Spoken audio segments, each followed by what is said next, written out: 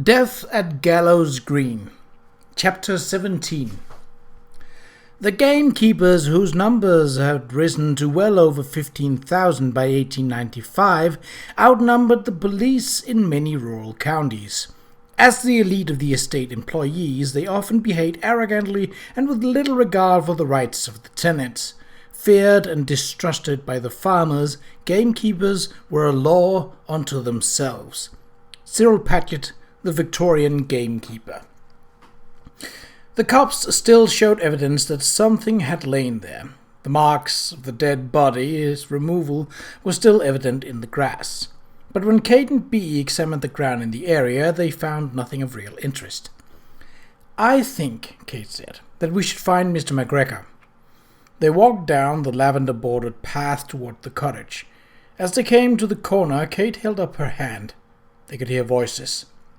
"All I want to know, Mr. McGregor," a high, thin voice was saying, "is whether you know where he is." "I haven't seen him and I ain't like to," a different voice said, as raspy as a rusty file. "Leave it, Tot, and be gone with ye. I'm off to the manor." The thin voice became peeved.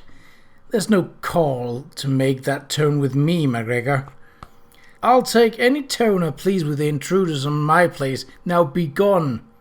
Kate stepped around the cottage, trailed by Bee. "Mr. McGregor?" she asked. Two men stood looking after her, their faces reflecting their surprise at the sudden appearance of the two women. One man was tall and thread-paper thin, with a sharply pointed chin, coppery whiskers along his jaw, and a brush of reddish hair under a green felt hat. The other was stooped and surly, with a grey beard. In one hand he held a long-barreled gun, and in the other the reins of a grey horse. He was the one who spoke next in a crabby tone. "McGregor." "Good morning, sir," Kate said. "I'm Miss Ardley of Bishop's Keep." McGregor grunted. "I know who you are. I've seen you riding your bicycle." He gave a sharp chuckle. Kate didn't like the tone of his voice, but she behaved as if she had not noticed it. "And you, sir, are?" She turned to the other man. "Tot, ma'am." The copper-haired man swept off his hat with a foxy smile. "Russell Tot at your service, ma'am."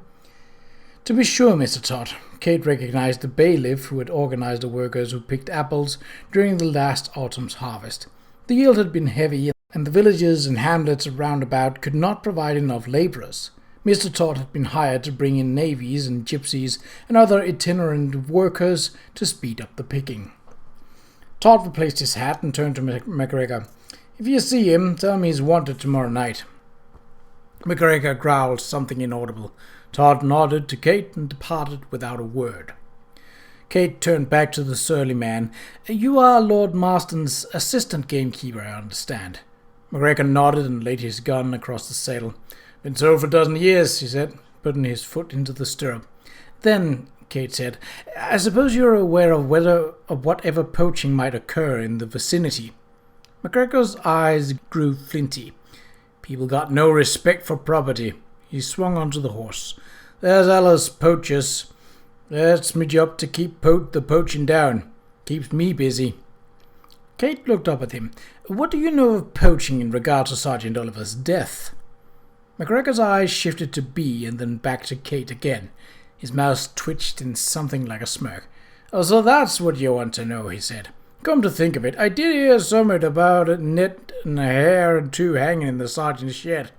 He pulled his brows down fiercely. "There's plenty of crooked coppers these days. Wouldn't surprise me if he were one of them. Now, if you'll excuse me, I'm expected at the manor." He turned his horse's head and rode off down the lane.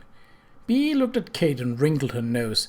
"A thoroughly unlikable and arrogant man," she said. "His eyes are shifty." "He reminds me of a ferret," Kate said. They began to walk back through the garden to their gig and pony waiting in the lane. "But ferrets are quite fetching creatures," Bee objected, "and not at all arrogant. My brother Bertram had one once. Its name was Filbert, and its gaze was most direct." Kate frowned. "Well, I hardly think we could call Mr. McGregor a fetching creature," she said. "I think the man knows something." She quickened her step. "But we must hurry. It is past time for lunch, and I've asked Sir Charles to call this afternoon."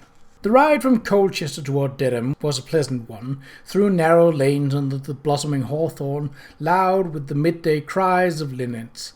But Charles scarcely noticed the beauty of the countryside, for the business about sheep-stealing was still in his head. Had Archie been investigating theft when he was killed?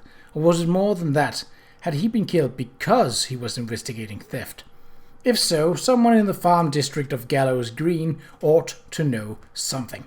But short of questioning each farmer one by one, how could the matter be uncovered? And if the business were so surreptitious that Archie had not told Ned about it, would the farmers be any more free with their tongues? Charles frowned, remembering that in fact someone had talked already of sheep stealing. MacGregor, in whose garden Archie's body had been discovered. At the thought his mouth hardened. Was there a connection, after all, between MacGregor and the murder? Perhaps not. Perhaps it was entirely coincidental that the murderer had chosen his garden in which to abandon the victim's dead body. But there was also the possibility that MacGregor himself knew something more than he admitted, that he had been one of the killers, or at least knew the killers. He might have agreed to placing Archie's body in his garden until it could be moved elsewhere. The question certainly warranted more investigation. He would search out MacGregor after he had spoken with Miss Artley at Bishop's Keep, and after he had talked with P.C. Bradley, the constable at Manningtree. Charles pulled out his watch. It was early yet to call on Miss Artley, but Bishop's Keep was quite nearby. He would go there next, and then to Manningtree. But as he turned a sharp bend, he had to pull up sharply to avoid a smartly stepping pony and a gig. "Sir Charles," Miss Artley said, pulling the pony to a stop. "Good afternoon." "Good afternoon," Charles replied. He tipped his hat. Miss Artley looked quite pretty, with russet tendrils curled loose around her face, cheeks flushed, eyes bright. He thought of Ned and looked away.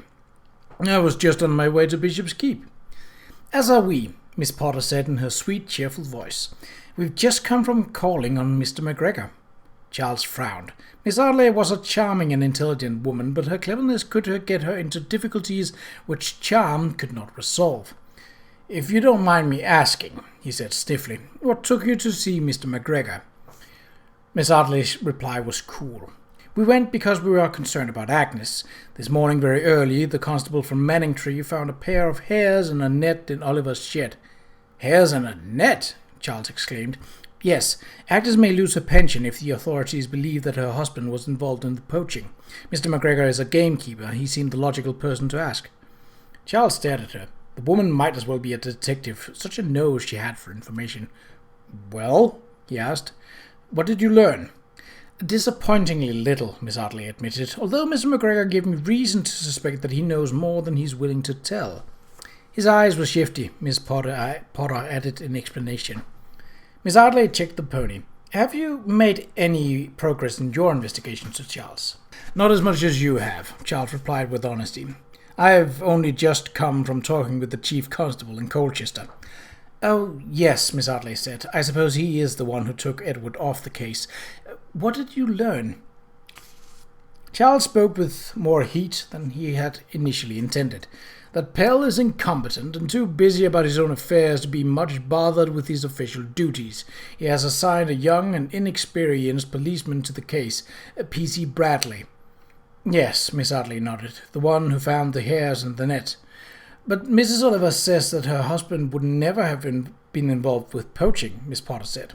Miss Artley looked at Charles. "You knew Sergeant Oliver. Do you agree?" "I do indeed," Charles replied. Honesty was one of the traits that Archie had shared with Edward Lakin. Many police officers might take a little something in tribute, but never Ned, nor Archie. Miss Artley tilted her head. "That means that either he stumbled onto poachers and took the hares and the net as proof of their wrongdoing, or that someone has constructed the evidence in such a way as to deliberately implicate him." Charles finished the sentence for her. "Exactly so," Miss Artley said. She raised her eyebrows. "But there is something else that may complicate the situation, Sir Charles, and that is why I asked you to call at Bishop's Keep. It has to do with some emeralds that are missing from Lady Marston's safe." "Emeralds?" Charles exclaimed. Miss Artley nodded. "When Eleanor returned a ring she had borrowed from her mother, she saw that the other jewels were missing from the set, although she knew them to have been there shortly before." She gave him a narrow look. "She suspects that Lawrence might have taken them. She has not mentioned this to you." "Eleanor is not expected at the manor until tomorrow," Charles replied. "I could not swear that Lawrence is not a thief, but if he took the emeralds, I do not believe he would stay to risk discovery." He regarded Miss Hartley. "You are supposing that the theft of the emeralds is somehow connected to the murder of Sergeant Oliver?" "I thought it possible when I learned that it was Lawrence who discovered the body." Miss Hartley pursed her lips. "I am not in a position to investigate the theft of the emeralds," said Charles. "You are.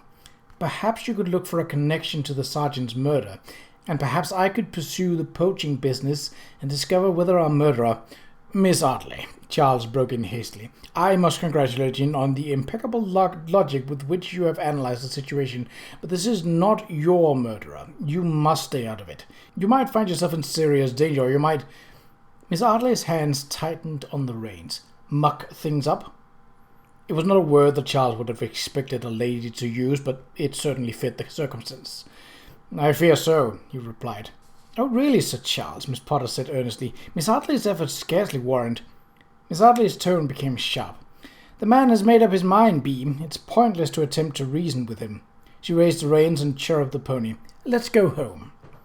Charles scarcely had time to tip his hat before they had driven away. For a moment he sat, looking after them in sheer surprise. Then, as he turned to ride off in the opposite direction, he caught himself chuckling.